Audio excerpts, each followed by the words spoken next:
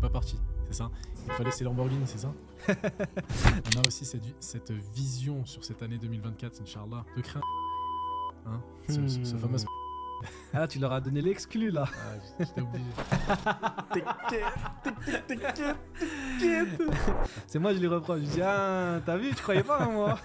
T'as vu maintenant? أيها الذين آمنوا استعينوا بالصبر والصلاة إن الله مع الصابرين. Assalamu alaikum à tous et à toutes. J'espère que vous allez bien, que vous avez la forme et que tout se passe bien chez vous.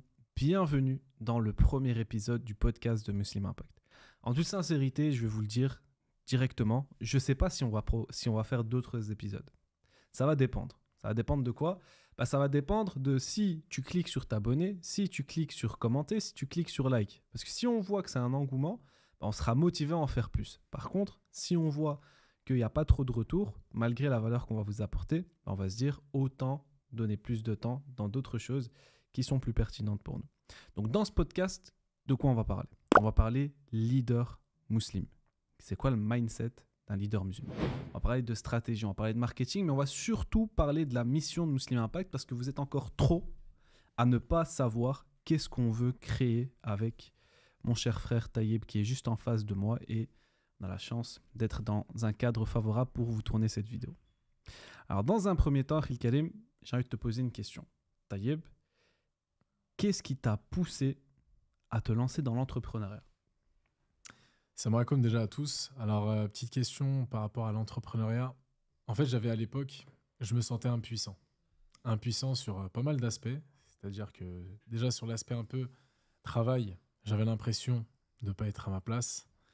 Effectivement, il y avait, j'avais toujours, en parallèle de mes études, je travaillais des petits boulots. Hein, donc, soit dans des grecs, dans des pizzas, Uber Eats, un peu tout ce qu'on connaît à côté des études.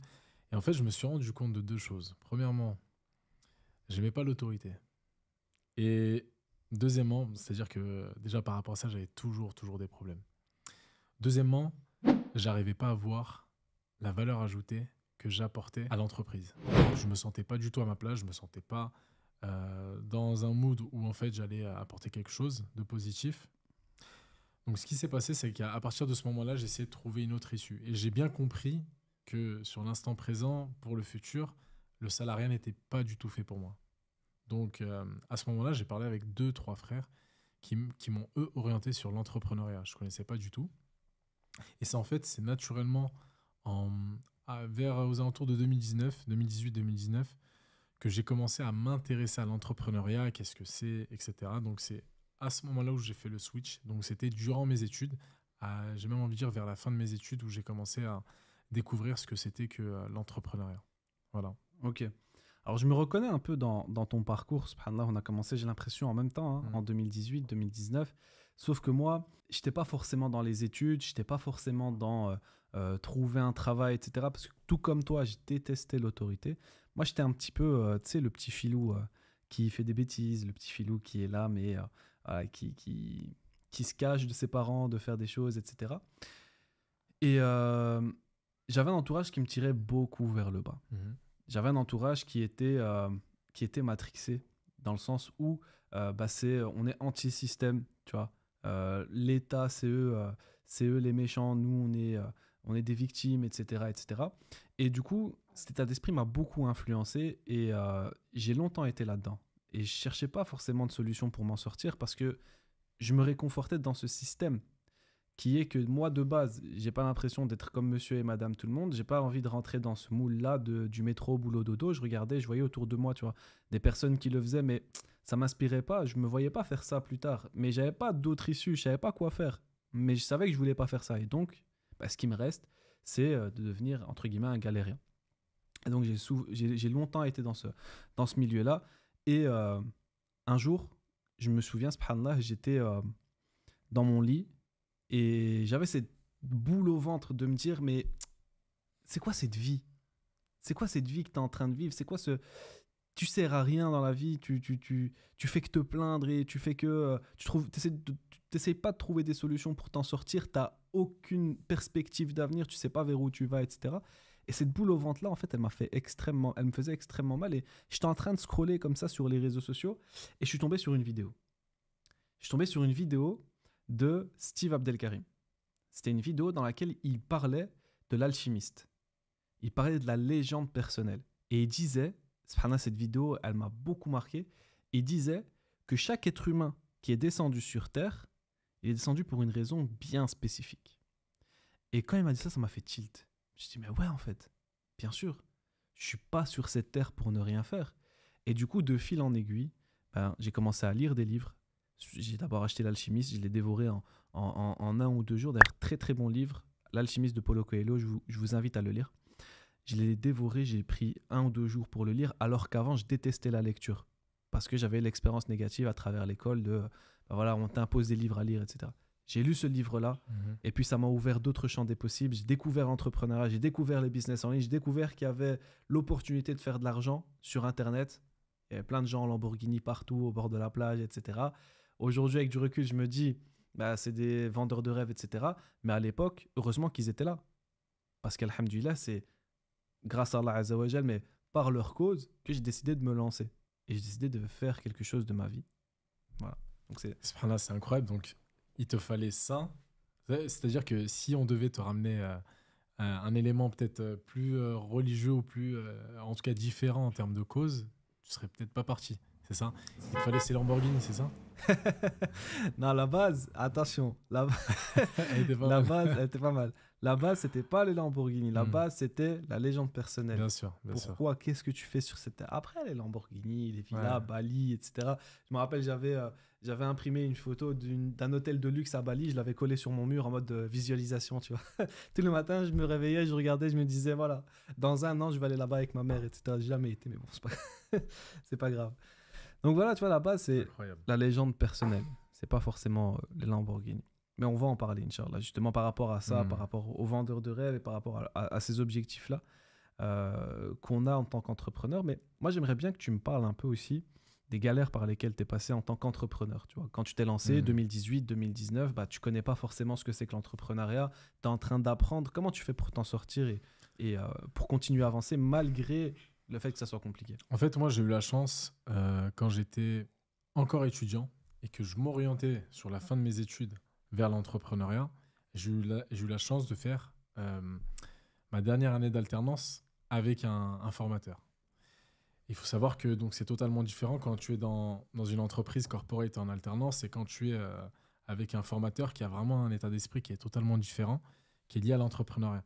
Et ce qui est marrant, c'est que, par exemple, j'ai déjà fait une alternance dans une boîte et vraiment tout était très cadré. C'est-à-dire que il ne faut pas que tu sortes du carré, du cadre, avec des actions très précises mais très limitantes. Tu vois. À l'inverse, le formateur avec qui j'étais, c'était totalement l'opposé. C'est-à-dire qu'il a un objectif et c'est vraiment texto qui m'a dit comme ça. Il m'a dit, tu te débrouilles.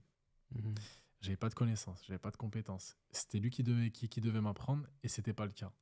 Et en fait, c'est là, et je me rappelle très bien, c'est durant mon alternance. Donc je savais très bien qu'il n'allait pas pouvoir m'aider parce qu'il n'avait pas les compétences justement dans ce monde du marketing. Donc là, j'étais au pied du mur. Je connaissais pas. Moi, j'ai toujours appris que voilà, soit on te donne un livre et on te dit A et tu fais A, tu appuies sur le bouton, point final. Et lui, il m'a orienté vers une formation. Il m'a dit, prends-toi une formation. Donc, c'est même pas lui qui me l'a payé. Il m'a dit, avec ce que tu gagnes, tu te prends une formation et tu apprends, tu te débrouilles. Et moi, personnellement, ça m'a grave chamboulé. Ça m'a chamboulé parce que je connaissais pas ces codes et ça m'a assez perturbé au point de me dire, c'est quoi ce monde en fait? C'est quoi ce monde dans lequel je suis? Et en fait, finalement, j'ai pris une formation avec un mentor dans le coaching. Et ce mentor-là, pareil, dans la même continuité, je lui demandais énormément de questions. Au point, il me dit, écoute, arrête de réfléchir, fais ce que je te dis, point final. Fais ce que je te dis et expérimente. Lui, c'était vraiment, tu testes, tu expérimentes. Des fois, ça marchait pas. Il me dit, c'est très bien. On a appris que ça marchait pas. Et c'est OK. Et on apprend au fur et à mesure.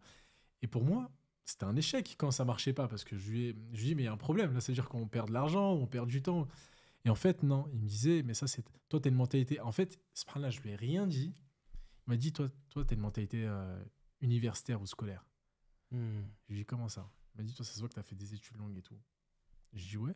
comment tu sais? Et ben, il m'a dit par A plus B. Parce que tu es là, tu poses trop de questions. À chaque fois, il doit avoir une raison spécifique. T'es pas dans le mindset de tester, etc. Et en fait, là, c'est le jour où j'ai décidé de lâcher prise. Bah, en fait, que cette difficulté, déjà, cette première étape, bah, j'ai réussi à comprendre ce que c'était que l'entrepreneuriat. Les difficultés par lesquelles je suis passé, c'est qu'effectivement, ça, c'était une première étape. Mais dans la continuité, moi, j'avais l'impression... En fait, quand on est salarié, on a l'impression que tout roule. Voilà. On te dit « et ce qui se passe, c'est qu'à la fin du mois, tu as ton salaire. » Et en fait, plus je rentrais dans le monde de l'entrepreneuriat, et plus, en fait, je voyais des résultats qui étaient des fois très hauts et que je n'avais jamais connus, des fois très, très bas, et qui me faisaient très peur. Et en fait, effectivement, il s'est passé énormément de périodes où c'était très, très difficile.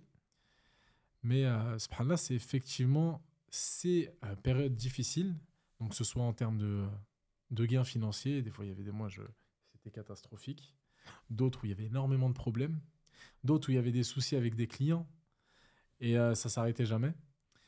Donc, c'est toutes ces difficultés qui m'ont aujourd'hui permis, avec du recul, parce que, alhamdoulilah, j'avais le bon recul, parce que j'étais bien entouré, et ça c'est très important, qui m'ont permis de garder le cap. Parce qu'effectivement, si ce n'était pas le cas, je pense que depuis un long moment déjà, j'aurais dévié, mais du mauvais côté. Voilà. Subhanallah, c'est très important. L'entourage, c'est primordial. Et moi, contrairement à toi, j'ai pas été bien entouré. Moi, contrairement à toi, c'était galère. Hein. C'était galère parce que justement, il y avait personne dans mon entourage qui croyait en mon projet, personne qui croyait en moi. J'avais arrêté mes études, tu vois. Je suis arrivé, j'ai fait des études donc classiques, CESS, bac, l'équivalent du bac chez vous. Ensuite, après ça, je me suis testé, j'ai essayé plein de trucs, j'ai essayé de l'électricité, j'ai essayé de l'électromécanique, j'ai même travaillé dans les chantiers, tu vois. Je voulais faire de l'électricité et ensuite, j'ai dit non, en fait, c'est pas fait pour moi. J'ai fait du marketing, j'ai fait 3 années de marketing. Arrivé à la 3e année, je me suis dit, tiens, je sais pas si je peux raconter cette histoire-là ou pas. Tu peux y aller. Hein. Mais j'ai jamais raconté en public. Mais en gros, j'ai fait 3 années dans une autre école à Charleroi. Parce qu'avec ma mère, on avait déménagé à Charleroi. De base, je suis bruxellois. Aujourd'hui, j'habite aussi à Bruxelles. Et cette école, comment te dire, c'était vraiment la jungle. C'était du grand n'importe quoi. On jouait au volleyball avec des boules en papier pendant que le prof il donnait cours. Pendant que le prof il donnait cours, il n'y avait personne qui écoutait. C'était du grand n'importe quoi. Et le truc qu'il y a, c'est que donc, j'ai réussi ma première. Je suis arrivé en 2e. Problème, c'est que j'allais quasiment pas en cours et que à tous les examens, j'ai triché. Faut pas le faire. Attention. Mais je l'ai fait. Je suis arrivé en 2e. 2e, pareil. Tu vois, pour passer la 2e à la 3e, je partais quasiment jamais en cours. Les seules fois où je partais, c'était la rigolade totale avec les autres personnes qui étaient avec moi, etc. J'arrive aux examens. Pour passer en 3e, tac, je triche. Je me rappelle, on avait les exemplaires des examens déjà corrigés, etc. Arrivé en 3e, remise en question. Tu vois, en même temps, même d'un point de vue religieux, tu vois, je commence à revenir vers Allah Azza wa Jal. Je commence à être dans un cercle de personnes qui me poussent vers le haut spirituellement, qui me disent de travailler sur ma foi, etc., etc. Donc j'ai une remise en question. J'arrive en 3e, je me dis en fait, je ne mérite pas d'être là. Je ne mérite pas d'être en 3e. J'aurais pu avoir ce diplôme facilement, tu vois. J'aurais pu l'avoir, mais je ne le méritais pas. Je me suis dit, c'est pas possible. Et donc, je me suis dit quoi ? Je me suis dit, tiens, je vais tout reprendre de zéro. Grosse erreur ou pas, je sais pas, mais j'ai tout repris de zéro. Incroyable. Je suis reparti en première, en marketing, mais cette fois-ci à Bruxelles. J'ai fait 5 mois, et puis je me suis rendu compte que... Grosse erreur. C'était pas fait pour moi les études en fait. Ouais. Tu vois, les études c'était pas fait pour moi, que j'aimais pas ce monde-là, et en plus, en parallèle de mes études, moi je me formais énormément dans le marketing digital à cette époque. Marketing digital, le mindset, la psychologie, le développement personnel, etc. Et je partais à l'école, je me rendais compte que ce qu'on nous apprend à l'école, c'est des trucs qui fonctionnent plus aujourd'hui, surtout dans le marketing, tu vois. Ça fonctionne plus aujourd'hui, c'est du marketing à l'ancienne. Ils te disent de faire des flyers, de faire des affiches, c'est décorrélé etc. du marché. Ouais. C'est décorrélé du marché. Et donc, j'ai arrêté les études. Et derrière, tu te doutes bien, ma famille, ma mère, mon père, etc. Mais tu fais n'importe quoi, reprends tes études, tu as du potentiel. Moi, on m'a toujours dit, tu as du potentiel. Cette phrase-là, on l'a toujours dit. Tu as du potentiel, tu peux faire des choses grandes, va faire des études. Sauf que moi, j'aimais pas les études. Mais la phrase, tu as du potentiel, elle est restée à l'intérieur de moi. Et je sentais que j'avais ce potentiel, mais je savais pas où le mettre. Et du coup, bah voilà. Déjà, toi, quand tu commences, tu crois pas en toi. C'est compliqué, parce que tu sais pas si tu vas y arriver ou pas. Tu achètes des formations, tu achètes des cours sur Internet, etc. Au final, tu te rends compte que tu es plus en train de perdre de l'argent qu'autre chose. Tu sais, moi, pendant 2 ans, je me suis pas acheté d'habits. Je me suis pas acheté d'habits pendant 2 ans. Et tout l'argent que je gagnais à travers certains jobs étudiants, etc., je réinvestissais dans des formations, dans des séminaires. Je partais à Paris, j'habite à Bruxelles, je partais à Paris dans des événements pour faire du réseau, etc. Je croyais. Tu avais déjà cet état d'esprit où tu investissais sur toi quand même. D'entrée de jeu. D'entrée de jeu, moi j'avais le truc de, je me disais, ok, j'avais essayé au début avec les vidéos YouTube, etc. Puis je me suis vite rendu compte qu'en fait, c'est très limité et ça part dans tous les sens. Et moi, j'ai besoin de cette structure, j'ai besoin qu'on me dise, ok, pour aller de A à B, voilà le chemin. Tu vois. Et donc, ouais, j'investissais et j'ai investi énormément dans des programmes, dans des livres, etc. etc. Mais à côté, bah, du coup, il y a la pression de la maman qui le fait par amour, tu vois, qui veut du bien pour toi, qui te dit, mais t'es en train de faire n'importe quoi, ta vie, là, elle part dans tous les sens. Mais toi, tu peux pas lui dire le contraire parce que les résultats prouvent qu'elle a raison. Mais tu vois plus grand, tu vois plus loin. Elle voit pas ça. Donc déjà, tu as ce manque de confiance par rapport au fait que ton projet va réussir. À côté, mélangé à cette pression, c'est très, très dur. C'est très, très dur de tenir. Et j'ai failli abandonner plusieurs fois. Mais à chaque fois que j'ai failli abandonner, il y avait ce truc qui, tu vois, à l'intérieur de moi, cette flamme qui se rallumait et qui me disait, non, je me vois pas être salarié toute ma vie. Et j'y vais. Et j'avance. Et alhamdoulilah, au fur et à mesure, bah, j'ai prouvé à toutes ces personnes que j'ai bien fait de continuer et que j'ai bien fait d'aller jusqu'au bout. Alhamdoulilah. Alhamdoulilah. Elle te le reproche maintenant, ta mère ou... Non, elle est très contente. C'est moi, je lui reproche. Je dis, ah, t'as vu, tu croyais pas en moi. T'as vu maintenant. Elle dit, je vais départ maintenant. Non, alhamdoulilah. Et toi, du coup, est-ce qu'il y a eu des tournants spécifiques un peu comme ça dans ton aventure entrepreneuriale, dans tout ça? Est-ce que tu as vécu des moments vraiment de galère où c'était dur, où tu as voulu tout abandonner, ou ça va, c'était assez linéaire comme situation? Non, moi j'ai vraiment, vraiment galéré. J'habitais à Paris. À Paris, je parle d'un point de vue personnel, c'était très, très, très difficile. Donc il y avait de gros problèmes internes, ce qui a fait que je suis parti dans le sud de la France. Et dans le sud de la France, là, c'était tout nouveau. La première fois que je quitte Paris, je découvre de nouvelles choses. Et là, j'ai un peu d'argent avec moi. Et c'est marrant parce que je le dis jamais, jamais en public. C'est marrant comme toi. Hein. Et au final, il faut savoir que j'ai dormi pendant 1 mois dans une voiture. Sans savoir que j'allais trouver un logement, etc. Mais subhanallah, ce qui est marrant, donc c'était très difficile. J'avais froid, etc. Mais je fais pas le mesquine du tout. C'est juste la réalité. Et effectivement, à ce moment-là, j'étais salarié. Il faut savoir que j'étais salarié, mais pas assez pour avoir un logement. Donc, je travaillais à mi-temps, etc. Et c'était un point tellement difficile, subhanallah, que ça m'a aussi développé mon mindset en me disant, mais en fait, tout simplement, tu peux pas déjà, si toi tu t'assumes pas, comment tu vas assumer une famille? Il faut que tu trouves une solution pour tout exploser, en fait. Tu vois, moi, j'étais encore dans cet état d'esprit, etc. Il faut que tu trouves une solution pour tout exploser. Et il se trouve, et c'est ça qui est incroyable, c'est que franchement, c'était une situation très difficile, mais dans le sud, c'est là où j'ai fait la découverte d'un frère qui aujourd'hui est un frère à qui je tiens beaucoup et qui m'a aidé et spirituellement, religieusement, et aussi au niveau de l'entrepreneuriat. Donc, les choses sont vraiment pas par hasard, et c'est à ce moment-là où j'ai dû faire sa découverte quand j'étais au plus bas. Quand j'étais vraiment au plus bas, et j'avais jamais connu ça, et c'était incroyable. Et en fait, subhanallah, c'est le déclic à ce moment-là, c'était la difficulté que j'avais eue, la faim que j'avais aussi, parce que la faim que j'avais, c'était aussi lié à la vision de Muslim Impact. Et donc, par rapport à ça, ça m'animait. Je me disais, non, je peux pas juste penser à moi, aller au McDo, etc. Je voulais quelque chose où je voulais impacter et autour de moi, et aussi je voulais avoir une certaine sécurité. Tu vois, donc c'était quelque chose d'assez grand. Et ce qui s'est passé ensuite, c'est que de par la rencontre de ce frère-là, subhanallah, énormément de portes se sont ouvertes. Subhanallah, c'est ce qui m'a permis de tenir. Et ça, c'est incroyable. Subhanallah, c'est les ingrédients que tu donnes, c'est des ingrédients qui sont super importants. Et pareil, tu vois, c'est ça qui m'a permis de pouvoir tenir le cap aussi. C'est le fait d'avoir cette vision, le fait d'avoir cette foi en Allah Azza wa Jal, quant au fait qu'il ne va pas m'abandonner. Il ne va pas m'abandonner. À partir du moment où tu fais les causes, à partir du moment où tu essayes de t'en sortir, certes, tu vas passer par une période qui est difficile, de galère, etc. Mais il faut avoir une confiance aveugle en lui quant au fait que justement, parce que tu es en train de passer par ces périodes de galère, bah, de l'autre côté, vu qu'il y a un équilibre dans toute chose, tu vas vivre ces moments où tu seras bien, où alhamdoulilah, tes objectifs seront atteints, que ta famille sera à l'abri, etc. etc. Il faut avoir cette confiance aveugle. Exactement, si je peux juste rajouter, et ça c'est incroyable, c'est moi j'avais toujours alhamdoulilah, la tranquillité.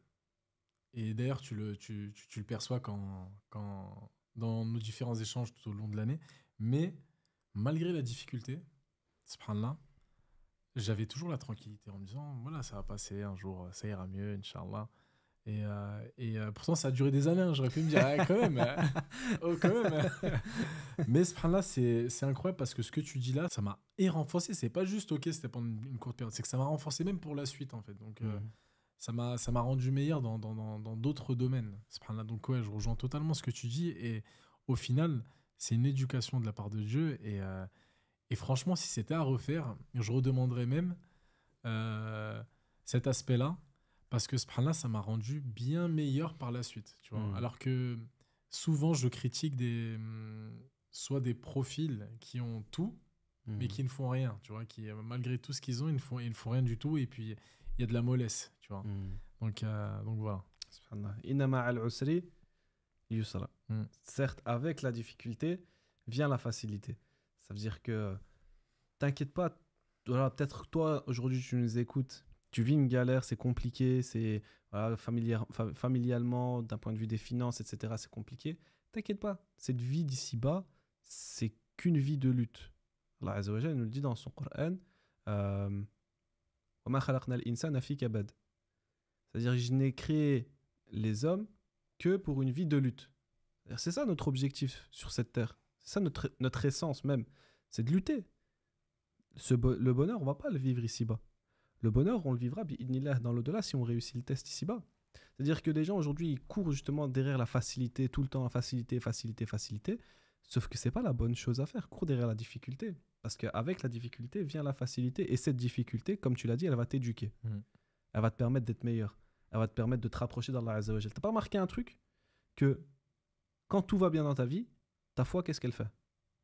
Elle baisse. Elle baisse. Et une fois que tu as des difficultés, que tu as des galères, tu as des épreuves, qu'est-ce qui se passe? Tu te réorientes. Et ta foi, elle explose. Exactement. Et tu reviens vers Allah Azza wa Jal. Donc, en fait, il y a un équilibre, tu vois. Il faut arrêter de chercher cette facilité, en mon sens. Il faut être dans cette zone d'inconfort, justement. On parle beaucoup de zone de confort, sortir de cette zone de confort, etc. Mais pourquoi, en fait? Tout simplement pour être éduqué. Pour arrêter d'être dans ce consumérisme qui est qu'on veut tout de suite et on veut des résultats rapidement sans fournir d'efforts, etc. Non. Va fournir les efforts, galère pendant des années, et tu verras que même la saveur de la réussite, entre guillemets, même s'il n'y a pas de réussite ici-bas, en tout cas financière, la saveur de cette réussite, elle sera différente. Totalement. Et justement, on est en train d'embrayer, je ne sais pas si tu remarques, petit à petit, sur la mission de Muslim Impact. Donc, juste avant de parler de cette mission-là, j'aimerais bien que tu expliques aux personnes qui nous écoutent comment on s'est rencontrés, dans quel cadre, comment s'est passée justement cette association. Parce que pour ceux qui ne savent pas, on est associés, Taïeb et moi. Muslim Impact, ce n'est pas juste moi, même si vous me voyez plus souvent sur les réseaux sociaux. Il y a aussi Taïeb qui est là et qui est l'homme de l'ombre, si on peut l'appeler comme ça. Donc, comment s'est passée cette association?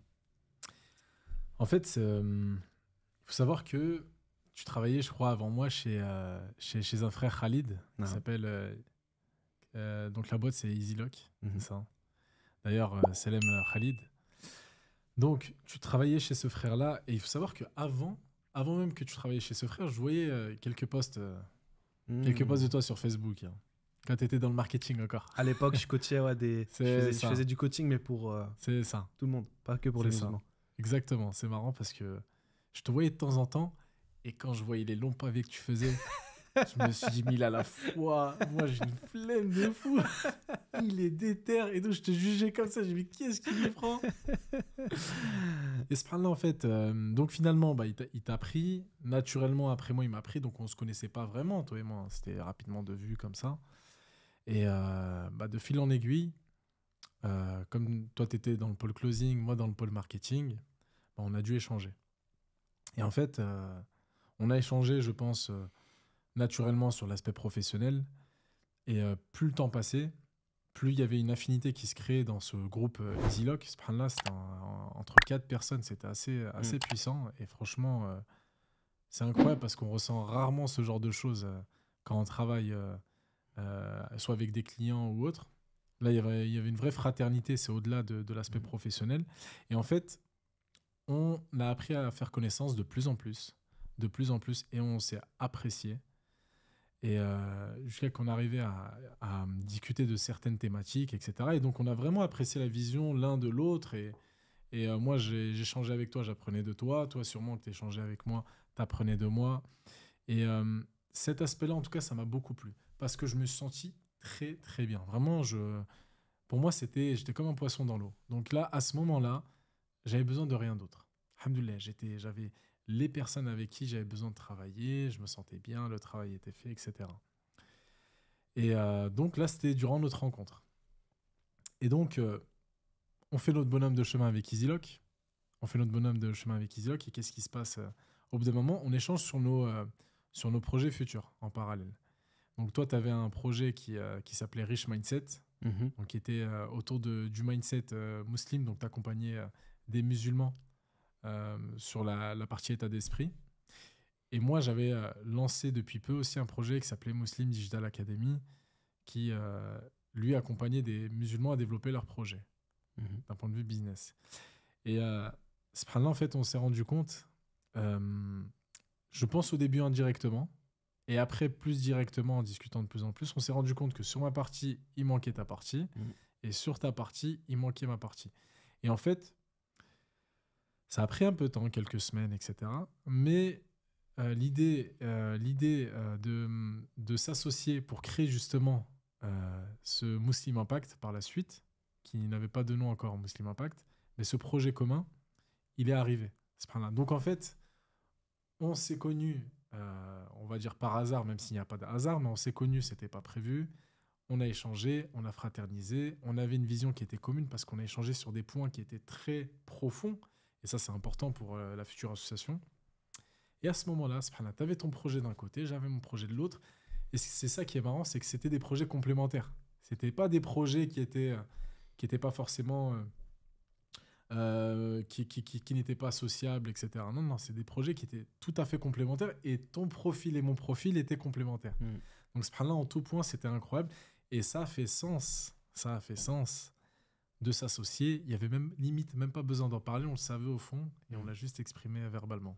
Après. Subhanallah. C'est vrai que ça s'est fait super naturellement et tu sais, même, peut-être je pense que je te l'ai jamais dit, mais mon père, du coup, lui, il était aussi entrepreneur et il avait eu pas mal d'expériences avec des associés. Et toutes les expériences qu'il a eues avec des associés, elles étaient ultra négatives. Tu vois, des gens qui veulent le carotte, des gens qui veulent qui veulent lui voler de l'argent, des trucs comme ça, tu vois.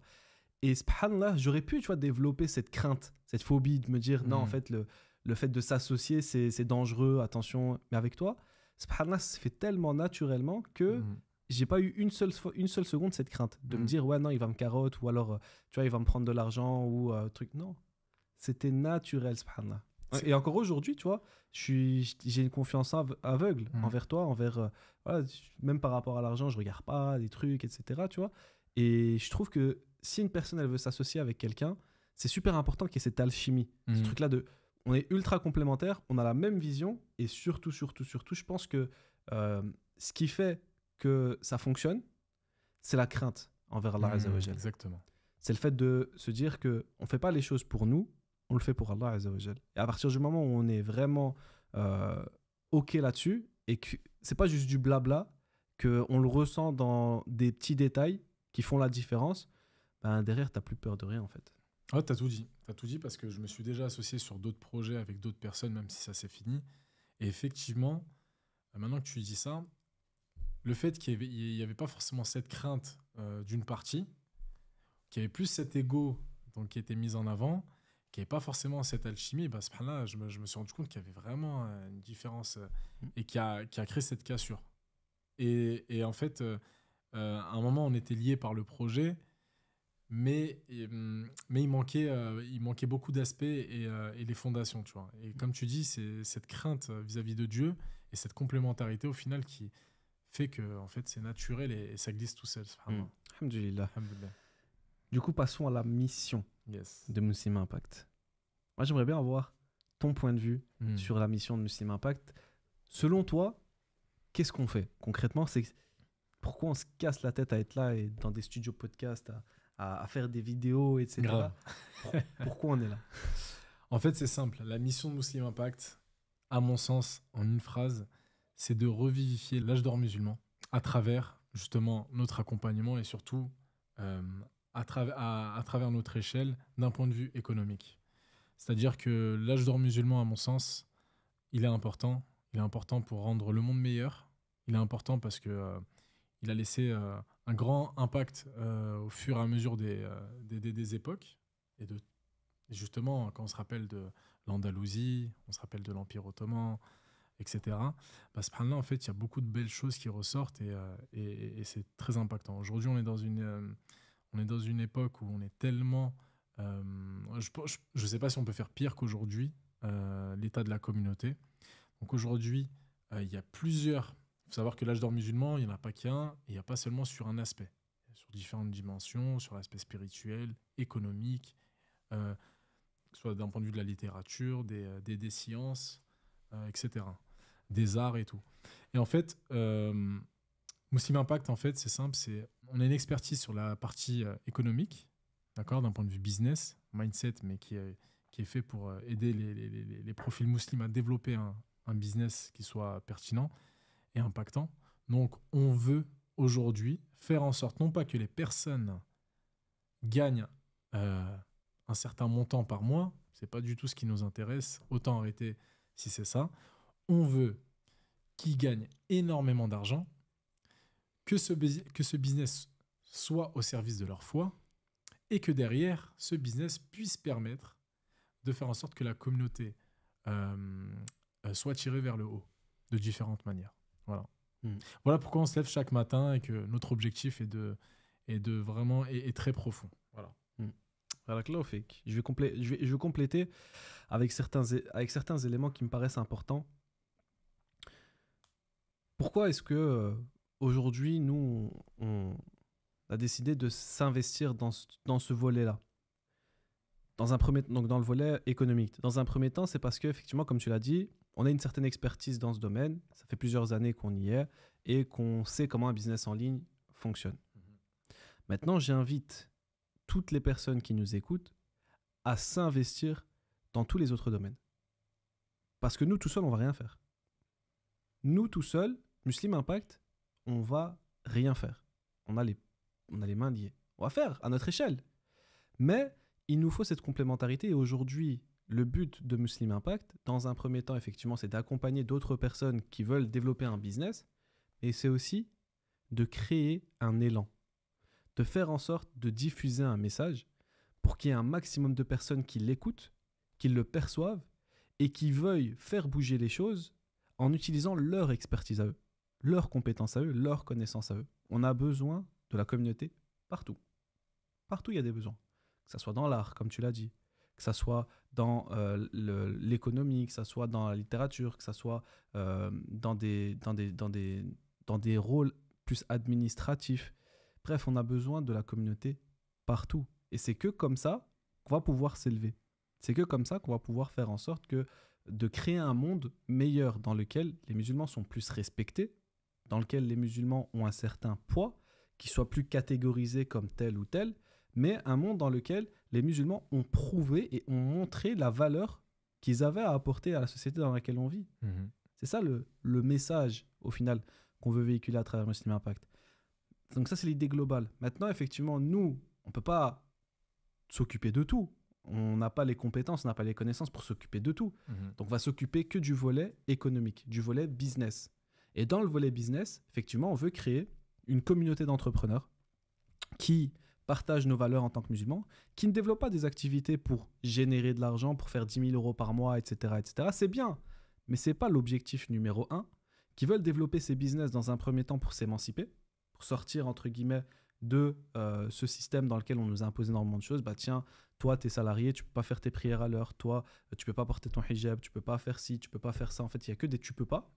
Donc, sortir de ce truc-là, tu vas s'émanciper de ça à travers des projets, développer ces projets, générer beaucoup d'argent, et avec cet argent-là, pouvoir l'investir dans des causes qui nous tiennent à cœur, pouvoir l'investir dans des structures, pouvoir créer... Moi, mon rêve, c'est de faire en sorte qu'il y ait un CAC 40 musulman, qu'il y ait un CAC 40 des 40 entreprises qui génèrent des millions et des millions et des millions d'euros, qui ont un poids dans la société et qui vont réussir à mieux redistribuer les richesses qu'elles le sont aujourd'hui. Parce qu'aujourd'hui, quand tu regardes, la redistribution des richesses, c'est pas wow. Et en plus de ça, bah, tu vas pouvoir engager des frères, des sœurs qui ont un potentiel juste incroyable que la société ne veut pas parce qu'ils portent un hijab, parce qu'ils portent une barbe, parce qu'ils veulent faire leur prière à l'heure ou avoir congé le vendredi plutôt que le samedi et le dimanche. Bah, nous, on va pouvoir les engager avec les entreprises qu'on va développer.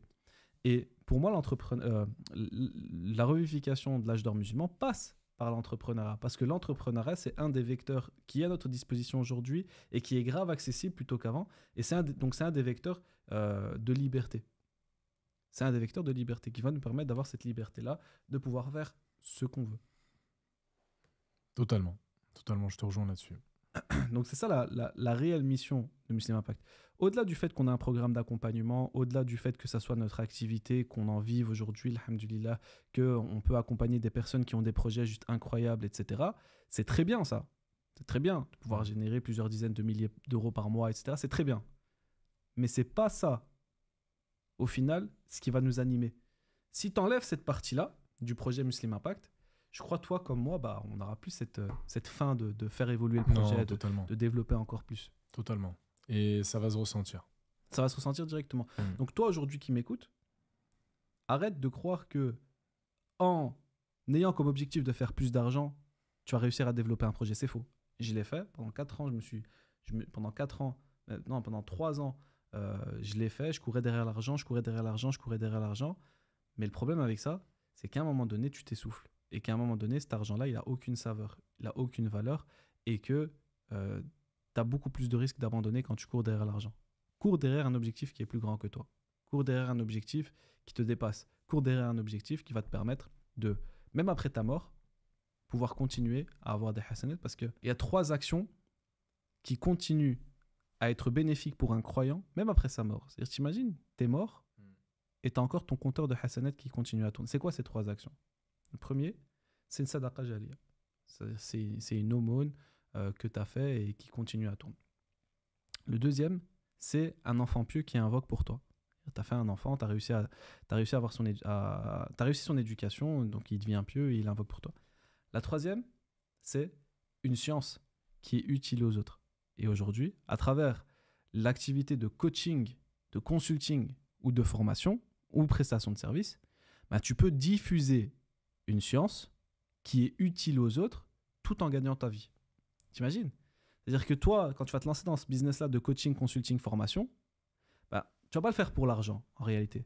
Tu vas le faire parce que tu sais que si tu diffuses cette science ne serait-ce qu'à une seule personne et que ça lui est utile, que ça lui est profitable, bah, toi, demain, tu es décédé. Cette personne-là, bah, par effet exponentiel, elle va diffuser ta science à encore plus parce que la science, quand tu le diffuses, c'est exponentiel.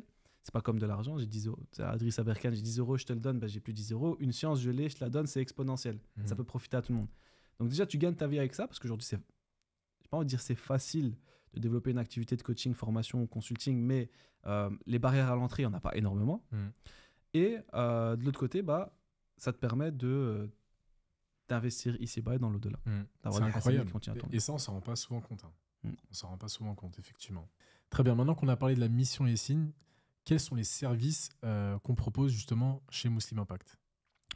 Alors, chez Muslim Impact, on accompagne des coachs, des consultants, des formateurs ou des prestataires de services qui, comme on l'a dit, n'ont pas envie de développer un projet pour juste gagner de l'argent, mais qui ont envie d'être une plus-value dans la société dans laquelle ils vivent. Donc, concrètement, comment l'accompagnement se passe ? En fait, on a identifié avec Taïeb 4 éléments qui empêchent une personne qui veut se lancer dans le coaching, consulting, formation ou prestation de service, de développer cette activité.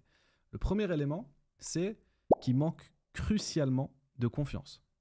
Que ça soit de la confiance en eux ou de la confiance en Allah Azza wa Jal, et en réalité, les deux sont liés. Et donc, pour pallier à ça, ce qu'on propose, c'est un accompagnement mindset.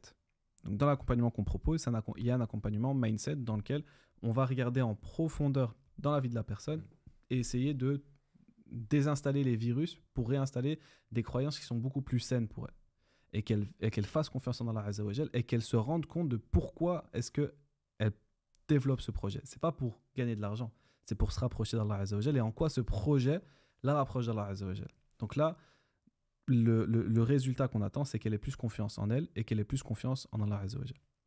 La deuxième douleur, c'est que, ok, maintenant que j'ai confiance en moi, j'ai confiance en Allah Azza wa Jal, cette partie-là, il n'y a pas de problème, mais c'est quoi le plan d'action en fait? Par quoi je commence? Je suis perdu, il y a tellement d'informations sur Internet, sur le business de coaching, consulting, formation. Je fais quoi? Je fais un webinaire, je fais un e-book, est-ce que je fais des cartes de visite, est-ce que je dois me former, est-ce que ci, est-ce que ça? Donc il y a énormément de questions. Et nous, ce qu'on a développé par rapport à ça, c'est une roadmap. C'est un plan d'action.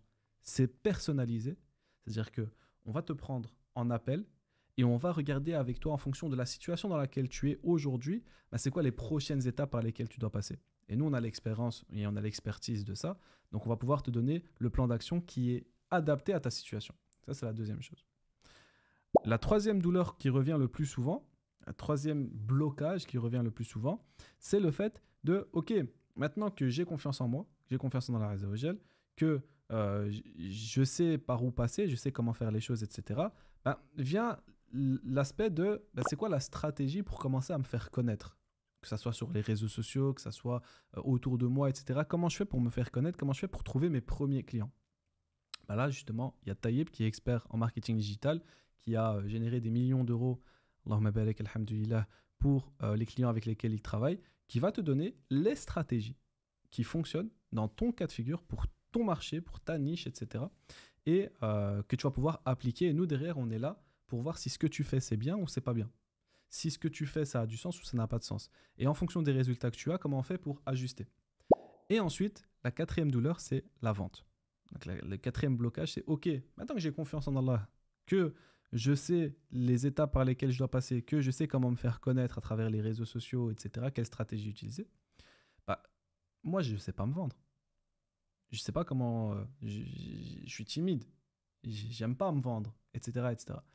Donc, pour ça, pareil, moi, alhamdoulilah, j'ai été closer avant. Donc, j'ai une carrière, entre guillemets, dans le closing. Donc, le closing, c'est la vente. Et aujourd'hui, je suis encore manager d'une équipe de vente. Donc, j'ai les compétences, par la grâce d'Allah Azza wa Jal, que je vais te mettre à ta disposition et qui vont te permettre à toi d'avoir tous les éléments dont tu as besoin d'avoir pour pouvoir vendre des offres high ticket à 2, 3, 4 000 euros. Donc, voilà, ça, c'est les 4 piliers sur lesquels on travaille chez Muslim Impact. J'espère que c'est clair. Barakallahu fik, très très clair. Maintenant, ce qu'il y a, c'est que voilà, on accompagne des personnes pour qu'ils développent leur business, mais on ne veut pas que ça s'arrête là. On ne veut pas que juste, ok, c'est bon, on t'a aidé à développer ton business, tu gagnes de l'argent, merci, au revoir. Non, ce n'est pas ce qu'on recherche. On cherche vraiment à créer, comme on l'a dit tout à l'heure, un mouvement, un réseau d'entrepreneurs qui gagnent de l'argent.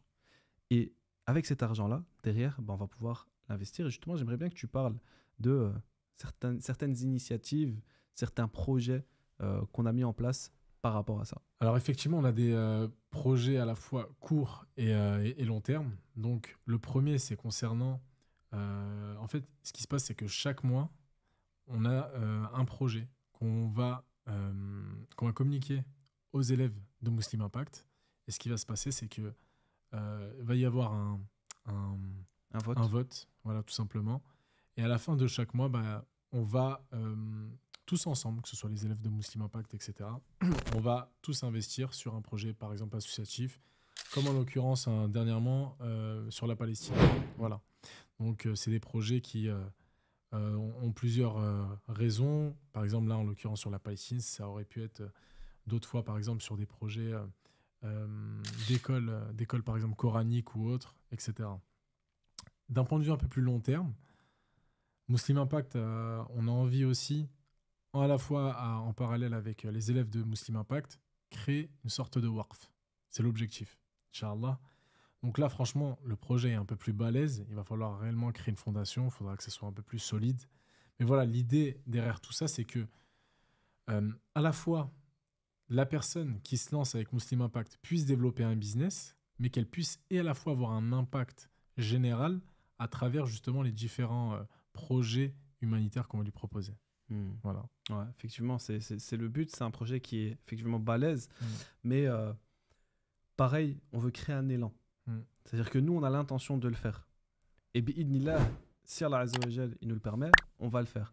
Maintenant, même si on n'y arrive pas, parce que le projet est balèze, parce qu'il faut des partenaires, parce qu'il faut... Juste le fait de le dire ici, je pense que ça va donner des idées aux gens. Exactement. Et rien que ça, c'est déjà excellent. C'est-à-dire que rien que ça, ça permet en fait d'ouvrir le champ des possibles, de véhiculer cette idée-là. Et qu'aujourd'hui, s'il y a des personnes qui ont des entreprises, qui génèrent pas mal d'argent et qui n'avaient pas cette idée-là, pensez-y en fait. Pensez-y. Génère un waqf. Parce que ce waqf-là, derrière, tu vas pouvoir investir énormément d'argent. Et j'en profite.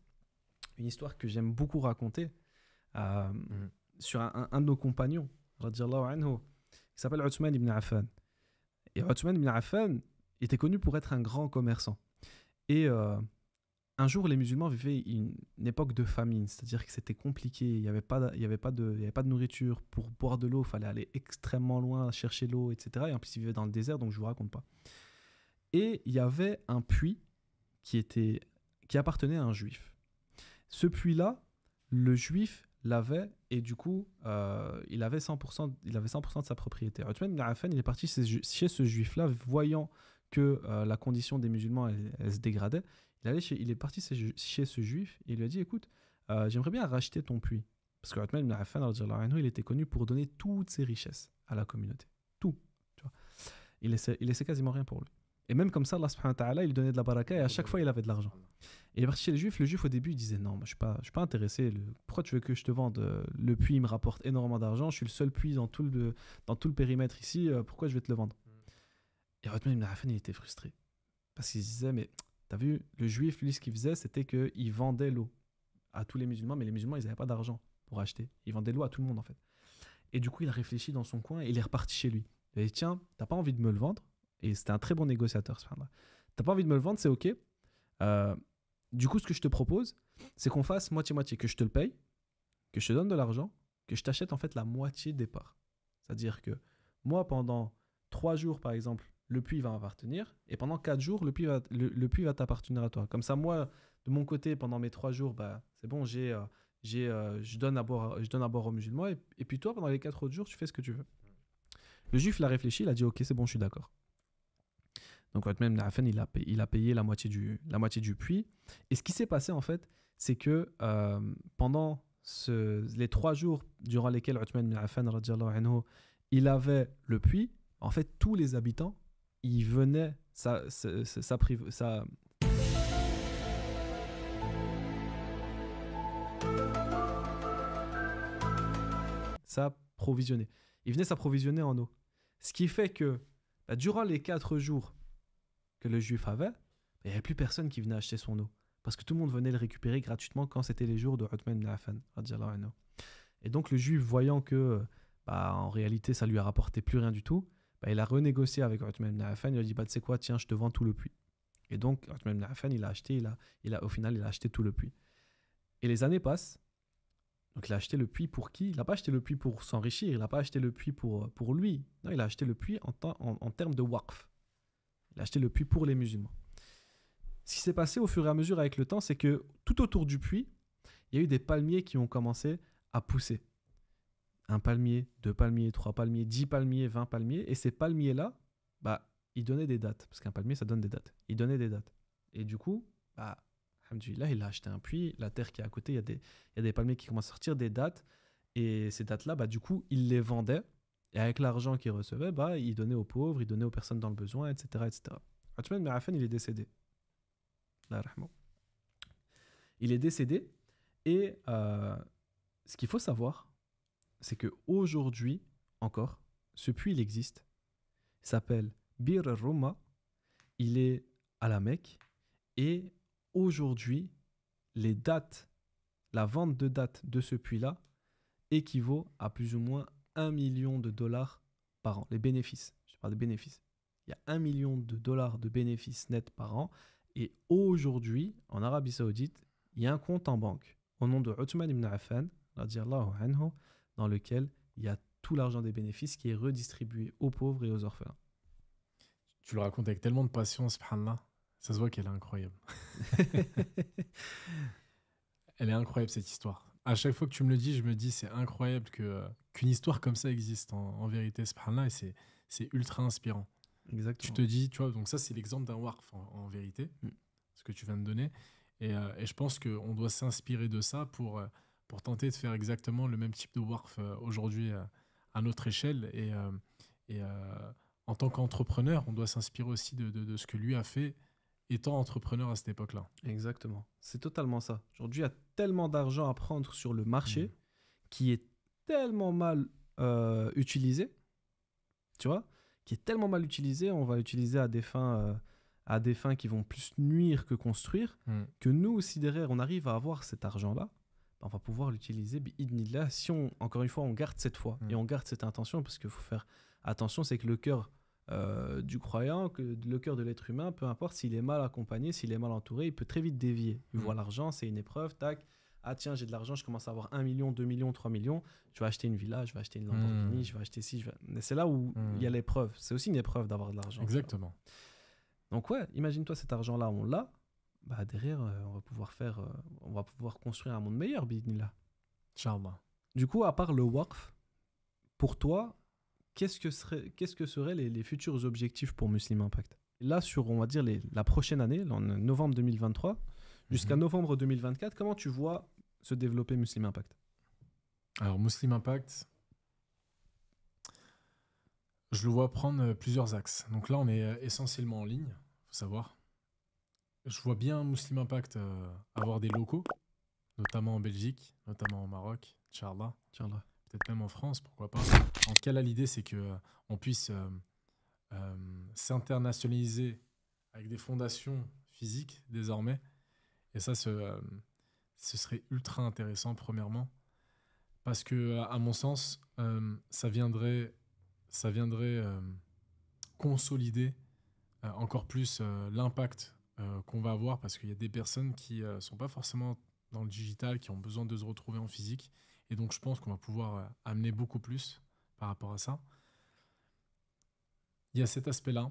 Il y a aussi l'aspect que on a aussi cette vision sur cette année 2024, Inch'Allah, de créer ce fameux... Ah, tu leur as donné l'exclu, là. Ah, j'étais obligé. Non, l'idée, c'est vraiment... On ne veut pas juste créer des coachings et basta. Derrière, on veut vraiment avoir, comme tu l'as dit, un élan. Et cet élan, en fait, il a besoin d'une continuité. Et cette continuité, il a besoin de se faire, non pas sur quelques semaines ou quelques mois, on a besoin de toute une communauté, tous ensemble, sur une durée plus ou moins longue, tu vois. Parce qu'en fait, on ne veut pas que Muslim Impact soit un acteur. On a besoin, comme tu l'as dit si bien tout à l'heure, on a besoin d'être tous ensemble. Donc en fait, Muslim Impact, ce ne sera pas Muslim Impact qui va créer ce mastermind. C'est tous les profils qui vont être dans Muslim Impact qui vont faire partie de ces projets. Tu vois. Donc ce mastermind, Inch'Allah, il a pour projet d'aller encore plus loin et d'amener les entrepreneurs musulmans à un niveau en fait, qu'on n'a pas forcément connu. Moi, personnellement, je ne connais pas de mastermind type musulman. Et je sais très bien que, Inch'Allah, l'idée, c'est que ce soit le plus impactant possible et que ça soit... en tout cas, que ça mette... que ça soit un échelon supplémentaire vers la vision qu'on a, Inch'Allah. Donc, il y a ça. Et puis, on a aussi... on est en train de développer de nouveaux services en parallèle.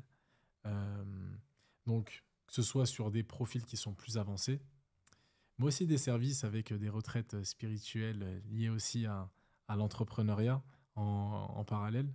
Donc voilà, c'est les différents projets qu'on a et surtout, on a envie d'impacter et de développer la visibilité aujourd'hui, en tout cas fois 100, fois 1000 par rapport à ce qu'on connaît aujourd'hui.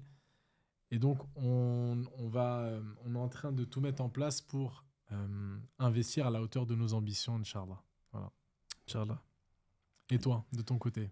Moi, l'idée globale, c'est, voilà, tu as donné T'as donné Les pépites. Pas les pépites, mais t'as donné les trucs qu'il fallait pas donner. Mais là, je tease. Là, tu leur as donné... Et encore, j'ai pas tout donné. Tu leur as donné les... Comment on appelle ça déjà? Les billes. Non. Les pépites. Le gars reste sur les pépites. Grave. Bon, c'est pas grave. Tu leur as donné les éléments les plus importants. Moi, de mon côté, et je pense qu'on se rejoint, c'est juste que tu l'as pas dit, hein, l'idée, c'est de créer des leaders, en vérité. C'est ça. En fait, c'est ça. L'idée, c'est de créer des leaders, c'est de créer des futurs Elon Musk, tu vois, des futurs Warren Buffett, des futurs Steve Jobs, etc., version musulmane. On va pas réinventer le monde. On va pas créer voilà, pourquoi pas, hein, au final, mais par exemple, on va pas recréer un nouvel iPhone, mais on va s'inspirer de ce qui a marché pour l'adapter à notre sauce. Et faire en sorte qu'on puisse, justement, comme tu l'as dit, avoir un impact dans la communauté. Moi, mon objectif principal, en réalité, à travers tout ça, c'est d'éveiller les consciences et de changer le mindset de la communauté francophone. La communauté francophone. Comme on le disait tout à l'heure dans un autre podcast, la communauté francophone, elle est sclérosée, elle a peur de tout. Elle a peur de tout. Elle a peur de gagner de l'argent, elle a peur de gagner, elle a peur de réussir, elle a peur d'échouer. Elle a peur de se montrer, elle a peur de ne pas être visible. Tu vois, elle a peur de tout et son contraire, en réalité. Et l'objectif, c'est de changer ces mentalités. Et moi, je pense que là où on aura le plus d'impact, c'est chez les jeunes. Donc, j'ai envie de rajouter cette dimension-là d'investir. On le fait déjà aujourd'hui, alhamdoulilah, mais d'investir encore plus dans la jeunesse. Moi, mon objectif, bidnillah, c'est que avec Muslim Impact, on génère 1 million d'euros par mois. Inch'Allah. Avec ces 1 million d'euros par mois, on va organiser un événement. On va faire une tournée, comme on l'a fait déjà aujourd'hui avec le Muslim Business Tour. On va faire une tournée. Et tu sais, quand tu génères 1 million d'euros par mois, les jeunes, ils te voient avec des grands yeux. En mode, waouh, c'est un truc de fou. Il génère 1 million d'euros par mois. C'est bon, il a réussi, c'est devenu quelqu'un. Et de monter sur scène et de dire à tous ces jeunes que l'argent, ça sert à rien du tout. Et que c'est pas derrière l'argent qu'il faut courir. Et je pense qu'en faisant ça, t'éveilles les consciences. Et que les gens, ils commencent à réfléchir différemment. Et ils commencent à se dire, en fait, je suis peut-être en train de courir derrière un objectif qui n'est pas forcément le meilleur des objectifs derrière lesquels je vais courir. Tu vois ? Et de changer les mentalités par rapport à ça. Moi, c'est ça mon réel objectif. C'est de changer la vie d'1 million de personnes. D'un million de musulmans. Pourquoi ? En tout cas, pour commencer. Donc, pourquoi l'objectif d'1 million d'euros par mois ? 1 million d'euros par mois, ça fait 12 millions par an. Et j'ai entendu une phrase qui m'a grave impacté, qui disait que les millionnaires, ils impactent des milliers de personnes. Okay ? Et c'est vrai. Les millionnaires, en réalité, 1 million, c'est pas énorme. Tu vois ? Les millionnaires, ils impactent des milliers de personnes. C'est pas énorme. Les milliardaires, ils impactent 1 million de personnes. Donc l'objectif, si je veux impacter 1 million de personnes, c'est de devenir milliardaire. Inch'Allah. Inch'Allah. C'est tout ce que je te souhaite. C'est tout ce que je nous souhaite, parce que tu es intimement lié à moi. Exactement. T'inquiète, c'était prévu pour moi aussi. Quand je te le dis, je me le dis. Mais en tout cas, effectivement, tu as bien complété. Tu as bien complété effectivement cette vision sur 2024. Donc au final, on a énormément de projets qui arrivent, donc on n'est pas prêt de se reposer. On n'est pas prêt de se reposer. Hein. Pas du tout. Et voilà, donc c'est aussi la preuve qu'on a vraiment envie, non pas de faire des actions que... En fait, on essaie de tout mettre à la hauteur de nos ambitions. Tu vois. Donc on essaie de faire des choses que dans la communauté, on n'a pas forcément trop l'habitude. On essaie de se donner les moyens. Et donc, franchement, alhamdoulilah, même dans la communauté de Muslim Impact, ça se ressent, les profils qu'on a aujourd'hui. Effectivement, t'en as qui sont... Tu les vois pas partout. Tu vois, subhanallah.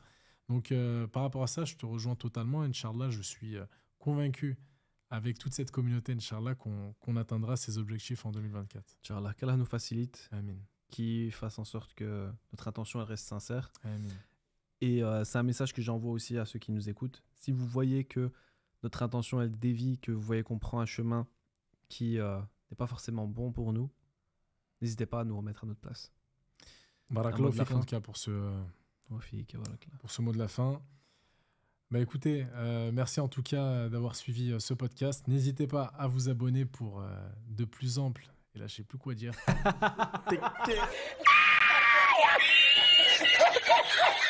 Barakallahu fikoum pour votre écoute, barakallahu fikoum pour votre temps. C'est très important. N'hésitez pas si vous avez aimé le podcast et que vous en voulez d'autres, de laisser des commentaires, de vous abonner. Ça nous donne de la force aussi. C'est de la force virtuelle. Ça nous envoie des signaux comme quoi ce qu'on fait, les gens aiment bien. Et pour toutes les personnes qui veulent en savoir plus sur ce qu'on fait, on est beaucoup plus actifs sur Instagram. Donc sur Instagram, c'est The Muslim Impact, THE Muslim Impact, tout en un mot. N'hésitez pas à nous suivre et à nous envoyer des messages. Et puis, si vous avez un projet que vous voulez développer, on est là pour vous aider. Salam alaikum wa rahmatullah. Salam wa rahmatullah. Alhamdulillah. C'est lui le politicien. Voilà, il est trop à l'aise. Il meuble bien. Allah. Ouais, Ça se voit qu'il est dans le closing. ouais, grave.